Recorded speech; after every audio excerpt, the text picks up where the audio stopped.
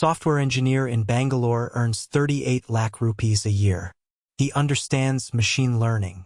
He can debug systems nobody else can touch. And still, he checks his bank balance before ordering dinner. He is not careless. He is not lazy. He is not stupid. But every month, the money arrives, moves through his life like water through a cracked pipe, and disappears. There is a reason intelligence does not protect you from being broke. Sometimes it makes the trap harder to see. This is why smart people stay broke. Picture him on salary day. The notification hits his phone at 9:14 in the morning. For a second, there is relief. The number is big enough that his younger self would have stared at it. He remembers being in college, eating cheap food, telling himself that once he crossed this income level, money stress would finally end. But the relief lasts maybe 4 minutes. Then the deductions begin. Rent, EMI, credit card, SIP, insurance, a dinner he promised his team, a flight home, a new phone he convinced himself was a productivity tool, a course subscription he bought because people in his field cannot afford to fall behind. By the 3rd day of the month, the number has already lost its magic. By the 15th day, he is careful again. By the 25th, he is calculating. And when someone says, "But you earn so well," he smiles like they have missed something obvious. This is the strange part. Smart people often have the exact abilities we assume should prevent this. They can analyze. They can plan. They can delay gratification when the reward is a degree, a promotion, a certification, a difficult project. They understand compound interest. They know lifestyle inflation exists. They have read the books, watched the interviews, listened to the podcasts, and maybe even explained financial discipline to someone else. Still, they remain one bad month away from panic.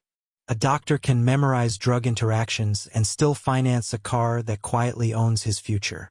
A lawyer can argue a complex tax case and still have no emergency fund. An engineer can optimize a database with 10 million rows and still never optimize the biggest system in his life. The flow of his own money.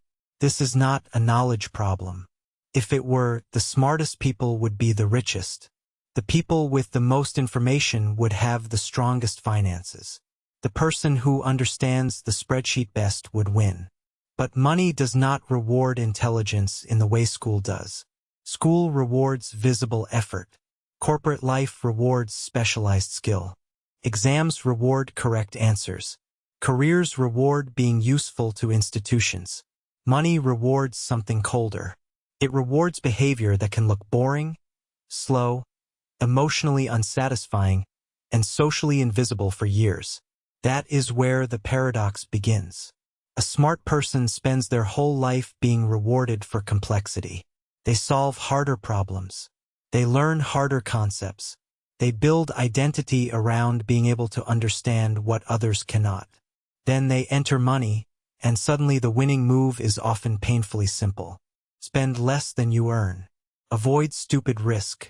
Let time do most of the work. Do not turn every raise into a new identity. These sentences are almost insulting to a high-achieving mind. They sound too easy. So the smart person looks for the advanced version. That search is where the damage starts. I know someone who got his first major promotion at 29. His income doubled in 1 year. He did not become flashy overnight. That would have been easy to notice. Instead, his life upgraded in small, defensible steps. A better apartment because he needed quiet. A better gym because health matters. A better laptop because his work demanded it. More expensive restaurants because networking matters. A few high-risk investments because idle cash is inefficient. None of these choices looked foolish on their own. Together, they recreated the exact financial pressure he thought he had escaped. That is the danger with smart people. They rarely make dumb decisions in a dumb-looking way. They make expensive decisions with intelligent explanations. And because each explanation sounds reasonable, the pattern survives. You might be thinking, if I earned enough, I would just save aggressively and stay disciplined. Maybe. But stay with that thought for a second. Because the trap is not that smart people do not know what to do. The trap is that intelligence gives them better reasons to do the wrong thing. The mechanism is something we can call competence spillover. It happens when success in one domain convinces you that your instincts are reliable in another domain. If you are smart, you have evidence. You have solved real problems before. You have entered difficult rooms and survived. You have passed exams, handled pressure, learned fast, impressed people, and built a life around your ability to figure things out. So when money becomes the problem, you assume the same engine will work. More thinking, more analysis, more information, more optimization. But personal finance is not a puzzle in the usual sense. It is not mainly a test of how much you can understand. It is a test of what you can repeat when nobody is clapping. That is a different game. A smart person often confuses financial progress with financial sophistication. They see a simple index fund and think there must be more. They see a plain emergency fund and think this cash should be working harder. They see a modest lifestyle and think this looks like underachievement. So instead of building boring strength, they build complicated motion. They compare credit card rewards. They chase tax hacks. They rotate between investment themes. They study crypto cycles, startup equity, option strategies, real estate leverage, gold, international funds, and whatever intelligent people in their group chat are discussing that month. The activity feels responsible, feels like learning, feels like control, but often it is avoidance wearing glasses. Because the core problem is not hidden in some advanced instrument. It is sitting in plain sight. Money enters, money leaves, the gap is too small, and the person does not want to face why. That is where intelligence becomes defensive. A less analytical person may say, I spent too much. A smart person may say, my expenses are high because I am investing in quality of life, relationships, career capital, health infrastructure, time savings, and long-term earning potential. Some of that may be true. That is why the trap works. The best self-deceptions are not false. They are incomplete. The second mechanism is identity protection. Smart people do not just want comfort. They often want their life to look like their effort meant something. After years of exams, pressure, family expectations, late nights, internships, interviews, and professional competition, money becomes more than money. It becomes proof. Proof that the struggle was worth it. Proof that they are not behind. Proof that the world sees their value. So when income rises, spending does not feel like consumption. It feels like correction. You were underpaid emotionally for years. Now the apartment, the car, the watch, the vacations, the premium experiences, the private school, the nicer neighborhood, the better phone, the tasteful furniture, the weekend brunches, all of it feels like finally becoming the person you were supposed to be. That is not greed. It is a delayed reward response. The brain says, I have suffered enough. I have earned relief. And relief is very expensive when it becomes a lifestyle. This is why some smart people are shocked by how broke they feel after success. They expected money to create freedom. Instead, money created a more expensive version of pressure. The third mechanism is complexity preference. Smart people are trained to respect complicated things. In many fields, complexity signals depth.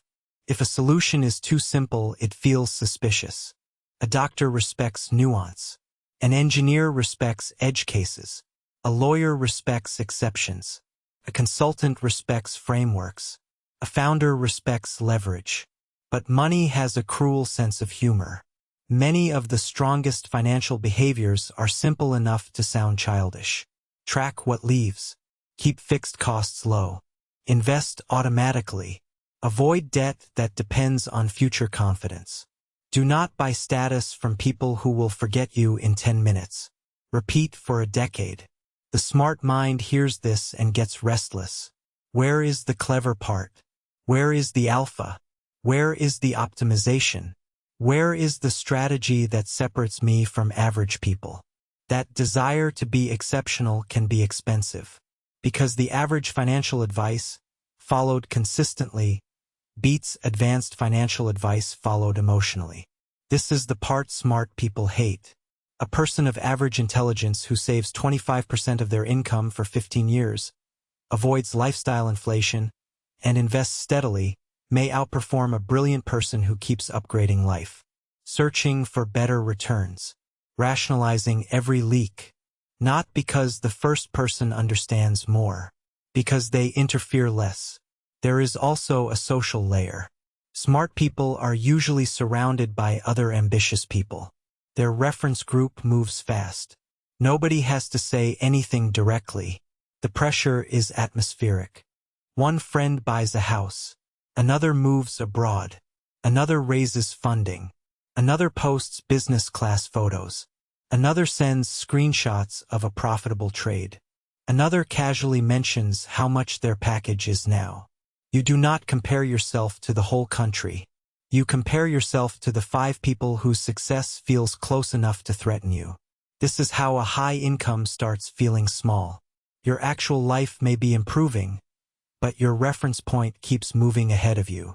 The brain has a region called the ventral striatum that responds strongly to reward. But reward is not measured in absolute terms. It is measured against expectation. If you expected 50,000 rupees and got 1 lakh rupees, you feel rich.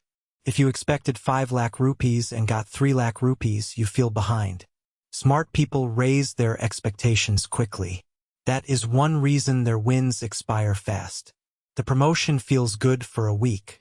The new salary feels normal by month 2. The upgraded apartment feels deserved by month 3. Soon, the only thing left is the next target.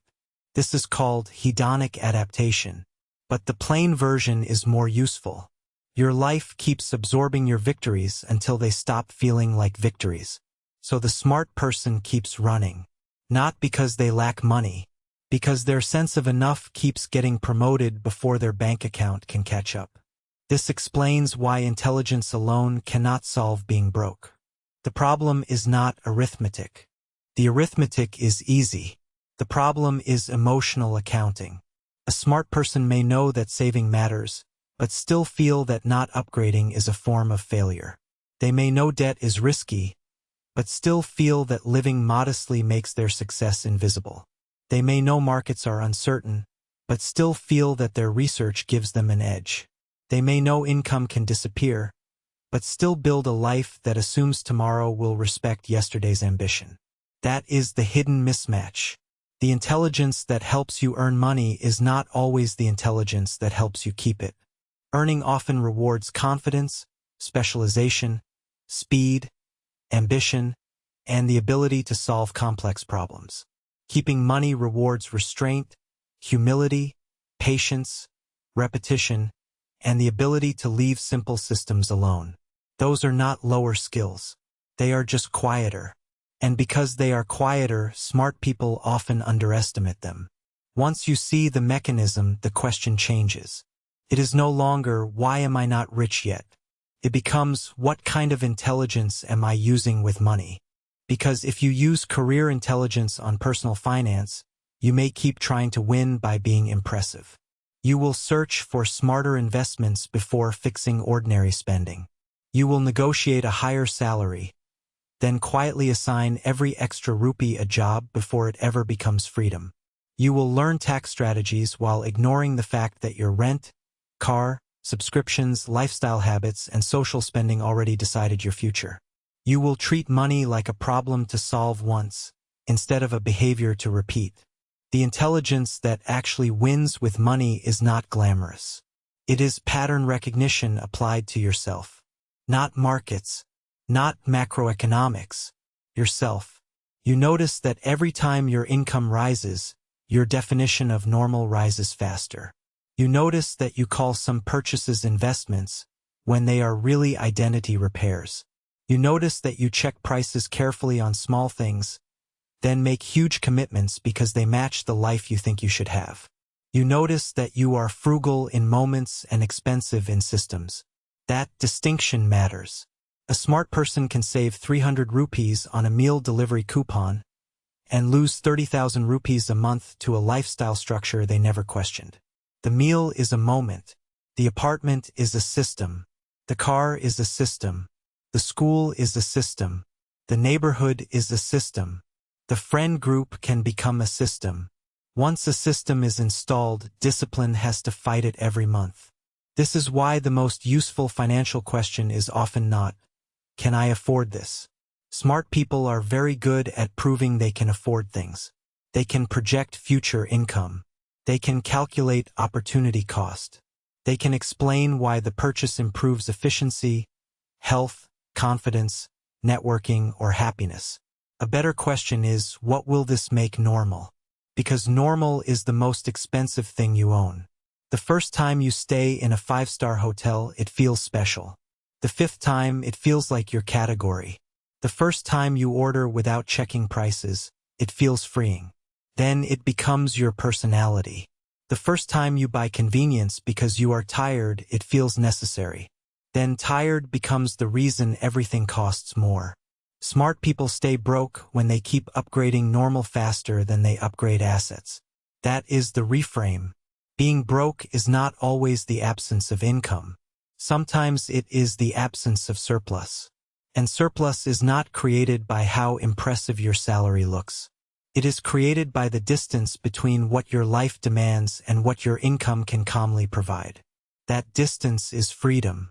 Most people call their salary freedom. It is not. A salary is potential freedom. The gap is the freedom. If you earn 3 lakh rupees a month and your life needs 2.9 lakh rupees to stay intact, you are not free. You are operating an expensive machine with a thin fuel line. If you earn 80,000 rupees and your life needs 45,000 rupees, you may have more financial oxygen than someone who looks far more successful. This is not an argument for living small forever. It is an argument for understanding sequence. First, build the gap. Then upgrade from the gap. Most smart people reverse it. They upgrade first, assuming income will catch up. And because they are capable, income often does catch up. That makes the habit feel justified. Then they upgrade again. The gap never appears. They are always almost free. Always one raise away. Always one bonus away. Always one exit, one promotion, one good year, one market cycle away. But the finish line keeps moving because the person carrying it keeps walking. The behavior that breaks the pattern is not extreme frugality. It is creating a rule that your future self cannot negotiate during an emotional month. For example, every raise gets split before it touches your lifestyle.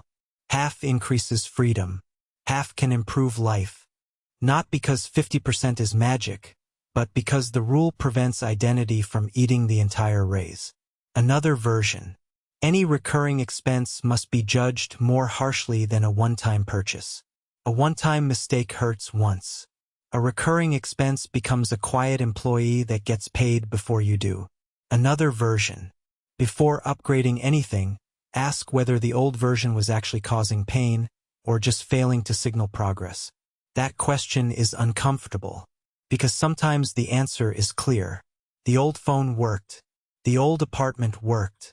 The old car worked. The old weekend routine worked. What did not work was the feeling that your life had not visibly caught up to your ambition. That feeling is real. But if you feed it with spending, it grows. The smarter move is to let some success remain invisible. Invisible success is underrated. Money in an emergency fund is invisible. Money invested quietly is invisible. Debt avoided is invisible. Options not traded are invisible. A lifestyle you could maintain during a bad year is invisible.